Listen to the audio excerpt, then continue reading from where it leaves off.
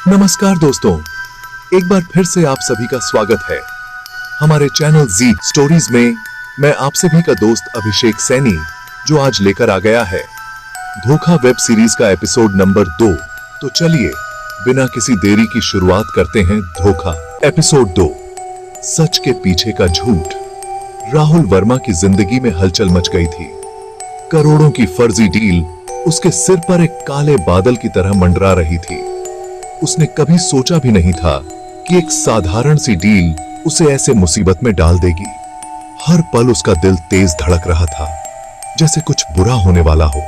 सुबह का वक्त, राहुल रात भर सो नहीं पाया। उसका मन बेचैन था, जैसे किसी बड़े खतरे की आहट सुनाई दे रही हो। उसने अपने फोन की स्क्रीन पर अर्पित का नंबर देखा और कई बार कॉल करने की कोशिश की, लेकिन हर बार अर्पित का फोन बंद आ रहा था। अर्पित, तू कहां गायब हो गया? राहुल बड़बड़ाते हुए उठा। उसके माथे पर पसीने की बूंदें छलक रही थीं। उसकी हालत बिगड़ती जा रही थी, क्योंकि उसे नहीं पता था कि आगे क्या होने वाला है। राहुल के दिमाग में एक और चिंता चल रही थी, इंस्पेक्टर राजेश शर्मा की धमकी। पिछले दिन पुलिस का फोन आया था और वह अब जानता था कि पुलिस उसे छोड़ने वाली नहीं है। तुम्हारे पास कल तक का वक्त है, राजेश ने उसे सख्त लहजे में चेतावनी दी थी। प्रीति की बेचैनी। घर के भीतर राहुल की पत्नी प्रीति उसकी हालत देखकर परेशान हो रही थी। पिछले कुछ दिनों से राहुल का व्यवहार अजीब हो गया था। वह बिना कुछ कहे चुपचाप रहने लगा था और जब भी उससे कोई बात की जाती, वह टालने की कोशिश करता। राहुल, तुम ठीक तो हो? प्रीति ने सुबह चाय बनाते हुए पूछा। हाँ, बस थोड़ा काम का दबाव है, राहुल ने फिर से वही पुराना बहाना दिया। प्रीति जानती थी कि राहुल उससे कुछ छिपा रहा है, लेकिन उसे यह भी पता था कि जब तक राहुल खुद नहीं बताएगा, तब तक वह कुछ नहीं कर सकती। उसने राहुल को उसकी हालत पर ज्यादा नहीं टोका, लेकिन उसके मन में बेचैनी थी। दूसरी तरफ रवि सिंह के ऑफिस में हलचल मच गई थी। रवि अब पूरी तरह से समझ चुका था कि कुछ गड़बड़ हो गई है।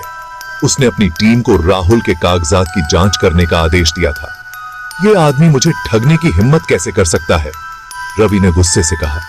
उसने अपने वकील और मैनेजर को बुलाया और उनसे कहा, इस डील के एक एक दस्तावेज को ध्यान से देखो। मुझे इसमें कुछ गड़बड़ लग रही है।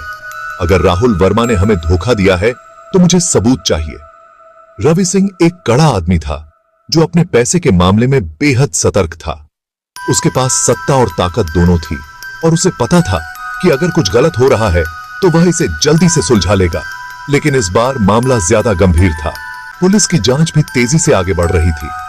इंस्पेक्टर राजेश शर्मा ने राहुल और अर्पित दोनों के बारे में पूरी जानकारी इकट्ठा कर ली थी। उसे पता था कि यह मामूली ठगी का मामला नहीं है, यह बड़ा स्कैम हो सकता है।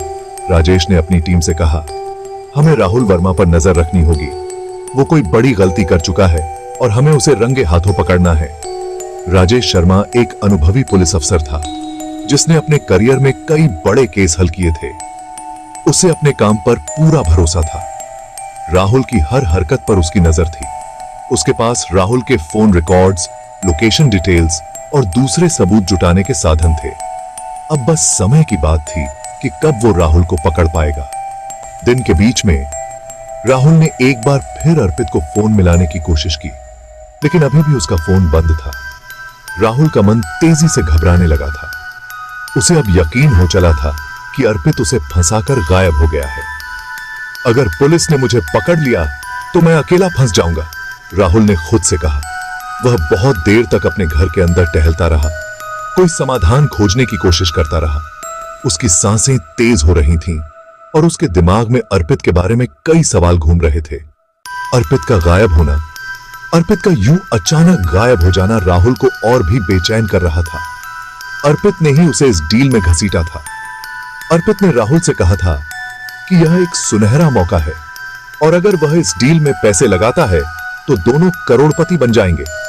लेकिन अब जब पुलिस का खतरा सिर पर मंडरा रहा था, अर्पित कहीं दिखाई नहीं दे रहा था। क्या अर्पित जानबूझकर मुझे फंसा रहा है? राहुल के मन में सवाल उभरने लगे थे। राहुल अब समझने लगा था कि वह इस खेल में एक मोहरा बन चुका है। शाम होते होते राहुल की घबराहट और बढ़ गई थी।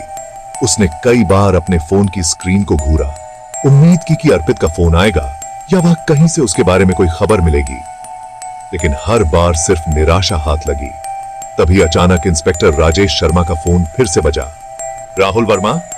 राजेश की आवाज सुनते ही राहुल का दिल तेजी से धड़कने लगा। जी, बोल रहा हूं, राहुल ने कांपती आवाज में जवाब दिया। आपसे रवि सिंह की डील के बारे में पूछताछ करनी है। कल सुबह पुलिस स्टेशन आइए, वरना हम आपको उठाने आएंगे, राजेश ने सख्ती से कहा। राहुल का चेहरा सफेद पड़ गया, उसकी सांसें अटक गई थीं। उसे अब समझ नहीं आ रहा था कि क्या करे। भागने का कोई रास्ता नजर नहीं आ रहा था, लेकिन एक आखिरी उम्मीद उसे अभी भी थी, अर्पित। रात होते होते राहुल पूरी तरह से टूट चुका था। उसे समझ नहीं आ रहा था कि वह अब किस पर भरोसा करे। अगर मैंने पुलिस के सामने पेश होने की कोशिश की तो क्या अर्पित मेरे लिए कुछ करेगा? यह सवाल उसके मन में बार बार घूम रहा था। राहुल के पास अब बहुत कम समय बचा था। वह जानता था कि उसे जल्दी से कोई फैसला लेना होगा, वरना सब कुछ खत्म हो जाएगा। राहुल के पास अब दो ही रास्ते बचे थे, या तो वह पुलिस के सामने पेश हो जाए या फिर अर्पित से संपर्क करने की आखिरी कोशिश करे। क्या राहुल पुलिस का सामना करेगा या भागने का कोई रास्ता ढूंढेगा? और अर्पित का क्या? उसने राहुल को धोखा दिया है या वह खुद किसी मुश्किल में फंसा हुआ है? अगले एपिसोड में राहुल की मुश्किलें और बढ़ेंगी, अर्पित का असली चेहरा सामने आएगा, इंस्पेक्टर राजेश शर्मा की जांच और गहराई में जाएगी।